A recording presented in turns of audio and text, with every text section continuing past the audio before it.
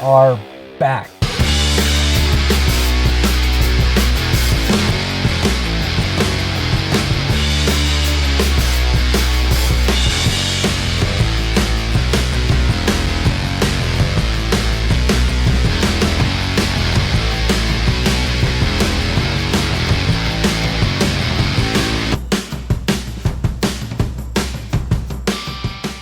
Hello everybody and welcome. I am Scotty Cook alongside my cousin Daniel New, back again for another AZ Off-Road special. Alright, right now we are just outside Page, Arizona, and for the next 5 days we're going to be touring the Arizona Strip. For a little bit more on that, I give you back to my cousin, the webmaster, Scotty Cook. Thank you, sir. Yes, we are in the Arizona Strip, which is the area of land north of the Grand Canyon up to Utah, essentially cut off from the rest of Arizona. Now this place we're going to be exploring for the next 5 days is the size of Massachusetts. Holy crap. 8,000 square miles, and it has only about 8,000 people living here, which is probably smaller than at least my hometown. Ouch. Our total journey would take us over 1,000 miles across the Arizona Strip, west from near Page, Arizona, to the end in Las Vegas, Nevada. Of course, along the way, we'd be treated to some of the most incredible sights in Arizona and across the entire Southwest. In our 5 days, we'd visit White Pocket in the Vermillion Cliffs, the north rim of the Grand Canyon, Turtleweep, the historic Mount Trumbull Schoolhouse and Grand Gulch Mine, and many other scenic trails. So let's go see what kind of trouble we can get into. Alright, let's do it. Alrighty, let's go.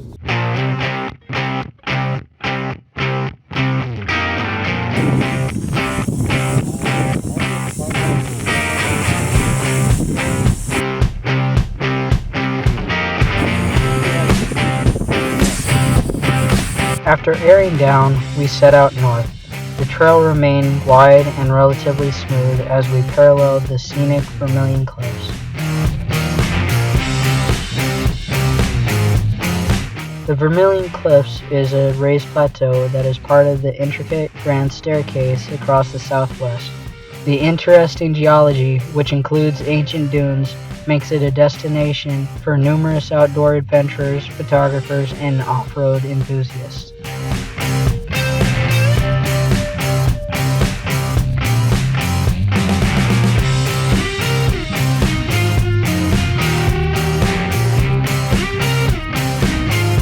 After 9 miles, we turned off the easier House Rock Road and began to head east on BLM 1017, up and into the Vermillion Cliffs themselves. We crossed into the National Monument, which unfortunately is a no-fly zone. From here, it was 15 more miles to our overnight stop.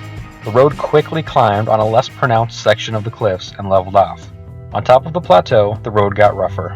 Several sections of exposed rocks mingled with long sections of deep and really fine sand. We're going northeast right now, and we're supposed to be heading west, because there's something up here that we must see. That's why we're starting off by heading complete opposite direction to the goal. After several miles, we passed through an old ranch lined with old corrals, vehicles, and a couple of buildings that are still inhabited. The trail turned left onto BLM 1087 and headed north as things continued to get rougher.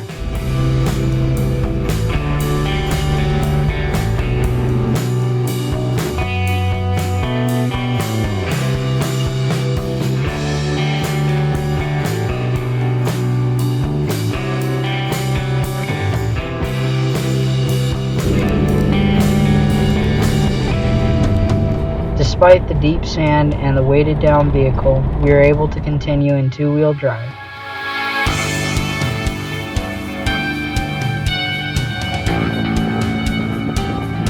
We passed through an old gate and began to see signs that were approaching our destination.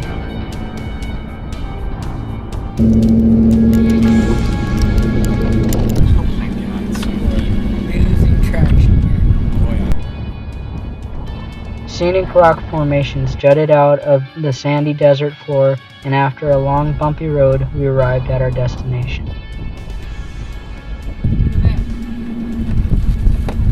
How the hell did nature come up with that?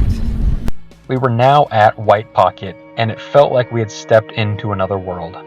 After 25 miles of moderately challenging off-road driving and nearly 5 hours of highway driving from Phoenix, our efforts for the day had paid off.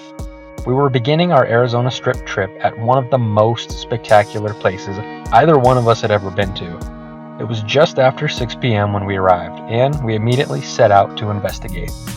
White Pocket consists of bizarre rock formations with pockets of bleached white sandstone that overlays different waves and coves of the traditionally red sandstone, as well as other rock units. The forces of nature over millions of years sculpted this truly bizarre landscape into what it is today. We made camp just a few hundred feet east of White Pocket. When we got out of the Jeep, we found ourselves in superfine sand, where even walking was slightly challenging. We unpacked the Jeep and quickly got the tent set up and air mattresses inflated.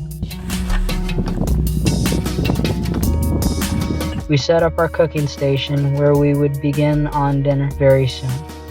We weren't the only ones here at this remote spot. White Pocket has gained increasing popularity with photographers and tour groups. As the sun set over the scenic area, we lit the propane stove. Tonight's dinner would be a good one: steak, mashed potatoes, and corn on the cob. Daniel set to work on dinner as I headed out to explore the area some more.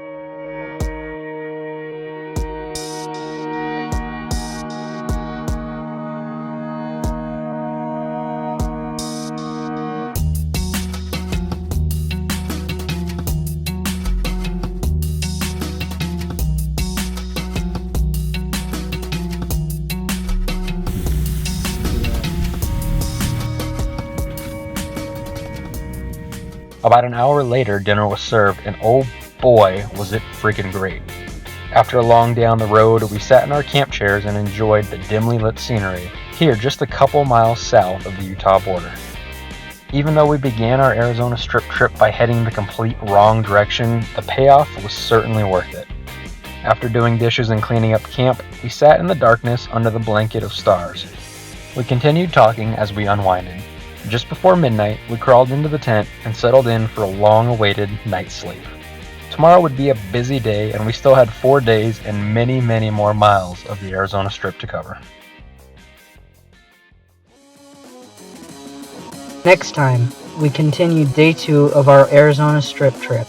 We'll explore more of White Pocket before continuing west to the north rim of the Grand Canyon,